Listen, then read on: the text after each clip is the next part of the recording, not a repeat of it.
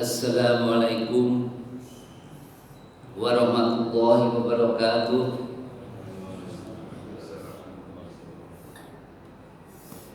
Innal hamdalillah nahmaduhu wa nasta'inuhu wa nastaghfiruh wa na'udzubillahi min syururi anfusina wa min sayyiati a'malina. Subhanaka la ilma lana illa ma 'allamtana innakal antal alimul hakim. Asyhadu an la ilaha illallah wa asyhadu anna Muhammadar Rasulullah. Allahumma shalli ala Muhammad wa ala ali Muhammad. Alhamdulillah, kita selalu berusaha untuk mensyukuri setiap nikmat-nikmat yang Allah berikan kepada kita. Kita bersyukur kepada Allah, Zat yang maha sempurna, Zat yang maha perkasa, Zat yang maha berkehendak, dan Zat yang maha baik, yang senantiasa selalu memiliki sifat Rahman dan Rahim dalam setiap kehidupan makhluknya, terutama makhluknya yang beriman dan taat kepadanya. Dan yang paling penting, bukan bersyukur itu bukan hanya mengeluarkan untayan kalimat-kalimat tahmid, tapi yang penting bersyukur itu prinsipnya adalah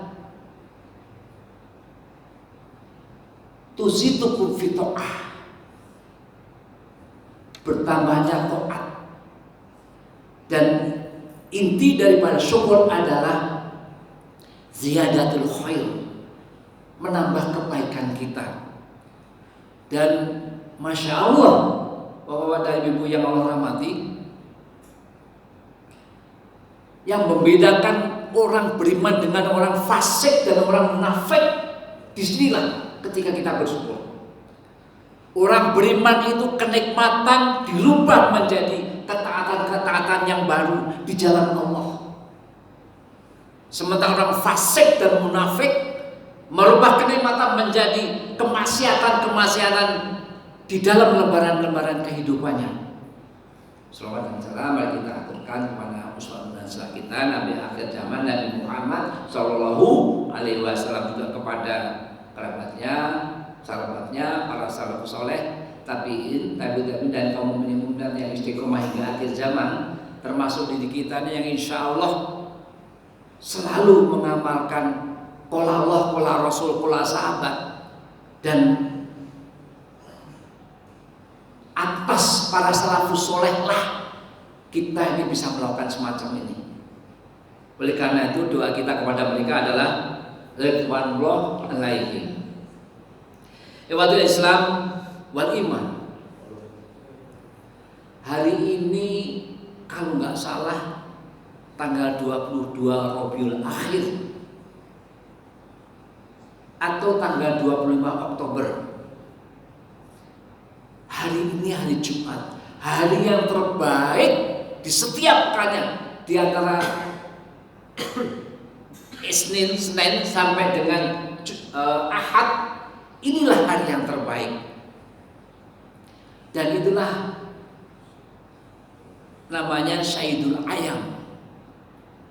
Rasulullah sabdakan di hadis riwayat Muslim nomor 854, inna min afdali ayamikum yaumal jumu'at. Sesungguhnya di antara hari kalian yang paling utama adalah hari Jumat. Masya Allah, ini kesempatan Bapak. Kita masih diberikan kesempatan untuk datang ke masjid, lalu kita mengikuti tolak beliau semacam ini. Jadi insya Allah kain-kain itu masih berisi. Kalau di surat Al-Baqarah ayat 261 itu, setiap peraknya itu, setiap 1000 itu Allah kalikan 700 kali lipat. Bahkan Allah melebihkan daripada itu. Inilah, apalagi dari Jumat, paling baik sabda Rasulullah SAW. Banyak keutamaan di hari Jumat. Selain penuh berkah, Hari Jumat juga dianggap sebagai waktu yang mustajab untuk berdoa. Maka di hadis riwayat Muslim nomor 84 tadi, Rasul sabdakan, khairu yaumin tola'at alaihi syamsu yaumal jumu'ah. Sebaik-baiknya di mana matahari terbit adalah di hari Jumat. Fihi kuliko Adam, di hari itu Adam diciptakan. Wa fihi kubido, di hari itu Adam meninggal. Wa fihi nafqatu, di hari itu tiupan sasangkala pertama dilaksanakan. Wa fi saqatu, di hari itu pula tiupan kedua dilakukan. Hari Jumat apa? Kesempatan. Kita nggak tahu apakah minggu depan masih bisa atau tidak, kita nggak tahu. Maka Allah ingatkan melalui sabda Rasulullah SAW ketika malaikat Jibril mendatangi Rasulullah. Malaikat Jibril berkata, ya Rasulullah, isma syi'ta fa innaka mayitun. Wahai Rasulullah, berlakulah kehidupanmu semau, tapi ingat, engkau akan mati. Bahkan Allah tegaskan di surat 31 surat Al-Qur'an ayat 34, wa ma tadri nafsun bi ayyi ardin tamut, dan tak seorang pun tahu di bulan bumi mana dia akan mati. Nah, jamaah perindu surga rahimahullah, saya yakin bahwa Bapak dan Ibu merindukan surga, karena itulah keberhasilan yang kita tuju, fi jannah, di dalam surga. Di 2 minggu yang lalu telah diketengahkan, dan ini penting banget ini, terutama untuk hamba yang dhaif ini, ataupun siapapun juga yang jamaah di sini. Puncak keburukan di dunia sebelum puncak keindahan di akhirat. Apa itu? Sekali lagi, puncak keburukan di dunia sebelum puncak keindahan di akhirat. Apa itu? Sakaratul maut. Itu apa? Ketika apa? Husnul khotimah. Kalau husnul khotimah itu tujuan kita, maka tadi kita sujud terakhir berdoa itu. Dan salah satunya ya Allah, aku meminta husnul khotimah. Rasulullah SAW mengingatkan kita untuk berdoa di hadis riwayat Muslim nomor 2/49. Kapan itu? Tadi. Dari Abu Hurairah, sesungguhnya Rasulullah SAW bersabda, aqrabu ma yakumul abdu min rabbih. Keadaan paling dekat antara hamba dan hamba, maksudnya hamba ini dan Tuhannya Allah Subhanahu wa taala, wa huwa sajidun fa aksirud du'a. Ketika sujud maka perbanyaklah doa. Dan salah satunya apa? Allahumma inni as'aluka husnul khotimah. Ya Allah, aku meminta kepadamu husnul khotimah, baik di akhirnya, akhir di dunia maksudnya. Dan kalau kita evaluasi, kita kalkulasi setelah hitung-hitungan aja, maka dalam per tahun itu kurang lebih sekitar 35.280 per tahunnya. Per bulannya 2.940. Apa itu? Ketika kita minta doa. Per pekannya 735 kali, dan per harinya minimal kita 13 kali. 13 kali itu ketika kita sholat fardu 5 kali, lalu tahajud, qobliyah subuh, taubat, sholat duha juga, maka itulah yang kita lakukan. Artinya banyak. Masyaallah muslimin rahimakumullah. Judul pada pagi ini adalah puncak keburukan di dunia. Kita harus hindari. Kalau kita tidak hindari, udah pasti final di dalam neraka. Karena kenapa? Su'ul khotimah. Itu yang kita hindari. Perkara paling baik dalam kehidupan kita adalah puncak keburukan di dunia, yaitu su'ul khotimah. Ini menunjukkan bahwa akhir hidupnya dibenci oleh Allah dan babul mautnya didustakan oleh Allah Ta'ala.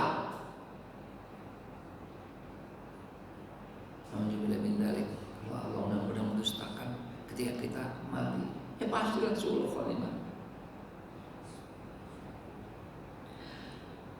Puncak keburukan di dunia itu, dan kita memahami kematian sebuah proses, bukan hanya dicabutnya roh dari jasad, tetapi kematian itu adalah proses untuk melihat apakah matinya kita nanti husnul khotimah atau su'ul khotimah. Inna a'malu bil khawatim. Sesungguhnya amal itu dilihat dari apa? Terakhirnya. Bukan amal itu bukan dilihat dari awalnya, pertengahannya, tapi akhirnya.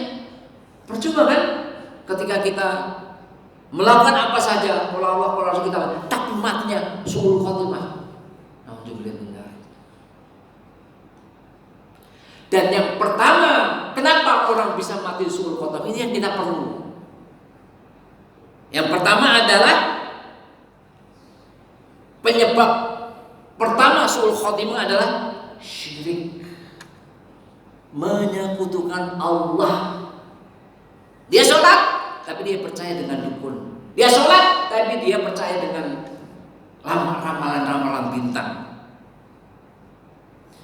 Oleh karena syirik ada penyebab terbesar seseorang ke su'ul khotimah,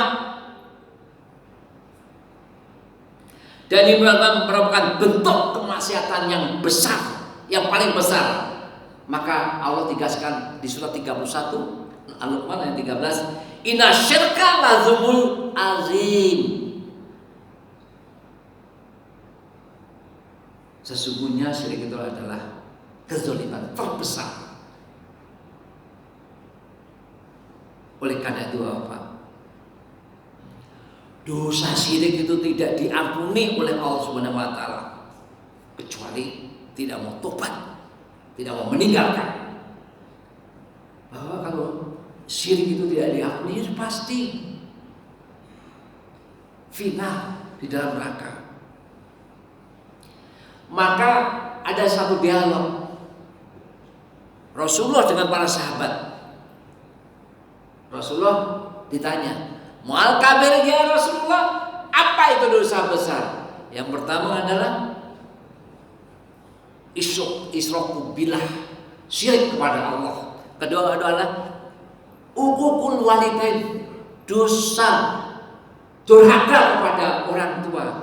Kemudian yang ketiga ada qulu zur, perkataan bohong. Dan yang keempat, syahadatus zur, saksi palsu. Itulah penyebab puncak keburukan dunia, su'ul khotimah. Itu yang pertama. Yang kedua, perbuatan zalim. Ini juga harus kita hindari sebisa-bisa mungkin. Berusaha Bapak.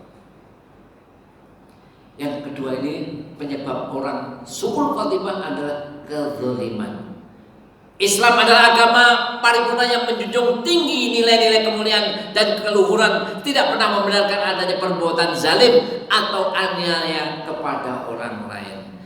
Ajaran yang dibawa oleh Nabi Muhammad SAW tidak pernah membenarkan adanya tindakan zalim dengan alasan dan motif apapun. Ikhwan fillah, azakumullah. Salah satu Allah tegaskan kepada orang yang zalim ini di surat Hud surat 11 ayat 18, ala laknatullahi ala zalimin, ingatlah laknat Allah ditimpakan kepada orang yang zalim. Nah, maka Rasulullah sabdakan,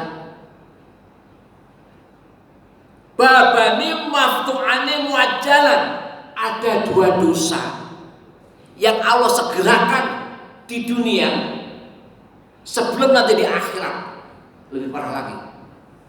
Yaitu apa? Uququl walidain dan zalim. Perbuatan zalim itu ibarat apa Bapak? Utang. Kalau kita berutang harus kita bayar. Maksudnya kalau kita tidak bayar hari ini ya besok. Kalau nggak besok ya lusa. Tapi sebelum mati perbuatan zalim itu harus dibayar. Siapapun di antara kita, mau jenggot atau tidak, mau cingkrang atau tidak, mau baca kitab atau tidak, pasti yang namanya utang harus dibayar. Yang namanya zalim Allah akan berikan siksanya. Jadi kalau tidak ada, apalagi walaupun dia paham Quran atau tidak, itu tidak menjadi masalah, tidak ada menjadi alasan. Kalau sampai seperti itu, kelar, selesai hidup kita. Nauzubillahi dari makanya kesempatan ini mungkin saya sebagai pengurus masjid berlaku hal yang kurang berkenan, mohon maaf, terutama untuk marbot, mohon maaf, mohon dimaafkan. Dan kita mesti tahu kezaliman itu ada dua. Kezaliman selain lisan seperti kaki, tangan kita, mata kita dan segala macam. Seperti juga itu contohnya adalah preman misalnya, pemalak, penikmat video porno, itu zalim semua. Dan yang kedua adalah kezaliman lisan. Ini yang paling bahaya. Itu datangnya dari mulut kita. Padahal ibadah sholatnya banyak di masjid, bahkan ngajinya di masjid, di tempat taklim. Tapi kalau dia menzalimi orang lain, ya Allah ya Rob, ngaji kita, nah, contoh di masjid ada yang mana? Ada Riyadhus Shalihin, Bulughul Maram, Nasul Ibad yang diajarkan oleh Ustaz Miftah. Dan alhamdulillah nanti malam datang Bapak ya. Ini udah kali kedua nih, pertemuan kali kedua. Ustaz Iskandar Muda mengajarkan kita apa? Nausof. Kalau Bapak tidak bisa baca Arab gundul misalnya tuh, belajar apa? Datang Bapak. Tidak dipungut biaya. Itu bentuk daripada masjid ini mencerdaskan makhluknya dengan umatnya.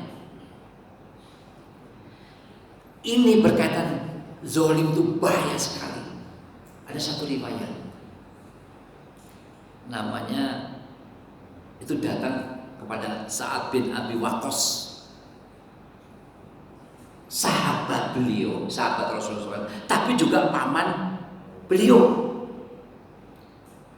Bapak Sa'ad bin Abi Waqqas itu kalau berdoa sebelum tangannya ini menyampai turun ke bawah, sebelum itu Allah ijabah doanya.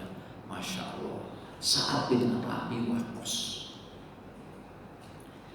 Dan suatu saat Sa'ad bin Abi Waqqas difitnah oleh namanya Usamah bin Abi Qatadah.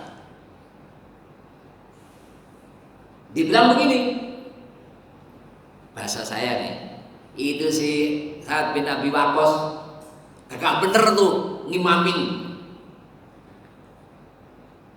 terlalu banyak apa ayat-ayat yang panjang dia nggak tahu, di belakang tuh malunya ada orang yang sepuh.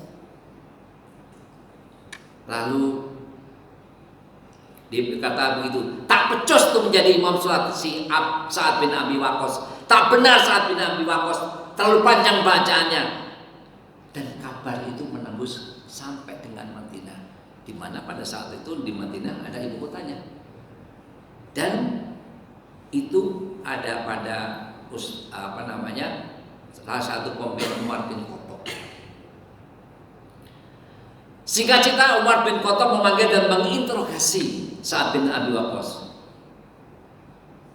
Dan Memang tidak, karena ini Usama bin Abi Qatadah melakukan hasad.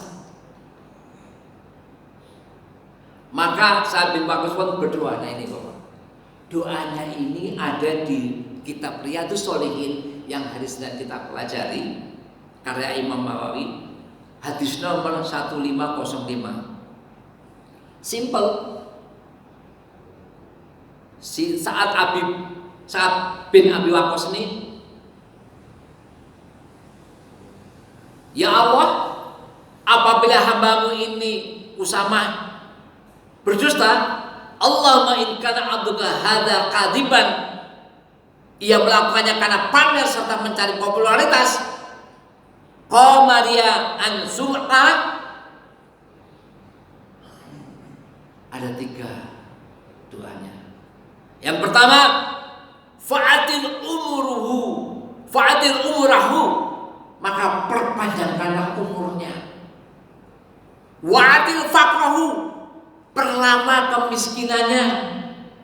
Dan yang ketiga, wa'aridul lil fitan, hadapkanlah dia kepada banyak bencana. Itu saja doanya. Doa saat tersebut menjadi kenyataan sehingga orang yang memfitnahnya panjang umur, miskin, dan tenggelam dalam bencana di usianya. Di tuanya suka nyolekin perempuan. Lalu ada orang mengatakan, Abu Waqqas, inti kan udah, bahasa saya, inti kan udah tua, semuanya udah, rambutnya udah putih, jenggotnya udah putih, ngapa begitu? Jadi wa innahu la yaqratu lil jawri fi turqi fayahmizuhun. Ini mutafaq alaih. Artinya apa? Ia sengaja menghadang gadis-gadis belia di jalan, lalu mencoret tubuh mereka dengan jemarinya. Ditanya, jawabnya apa? Ini karena doa Sa'ad bin Abi Waqqas. Bapak dan Ibu yang hormati, ini harus menjadi pelajaran kedua. Pelajaran kita bahwa menzolimin orang ada sesuatu yang akan dibalas oleh Allah sebelum mati, apalagi setelah mati. Semoga Allah berikan kita keselamatan dan urusan dunia dan agama, serta mengembalikan kita dalam keadaan terbatas, terbebas dari hinaan dan bencana. Semoga bermanfaat, terutama untuk Ibu Nurrahman yang doib, hamba yang doib ini. Wallahu a'lam bishawab. Al-haqqu bi rabbika fala takunanna minal mumtarin. Rabbu, dan janganlah kamu termasuk orang yang ragu. Mari kita tutup dengan doa kafaratul majlis. Subhanallah wa bihamdihi, asyhadu an la ilaha illa anta, astaghfiruka wa atubu ilaik. Assalamualaikum warahmatullahi wabarakatuh.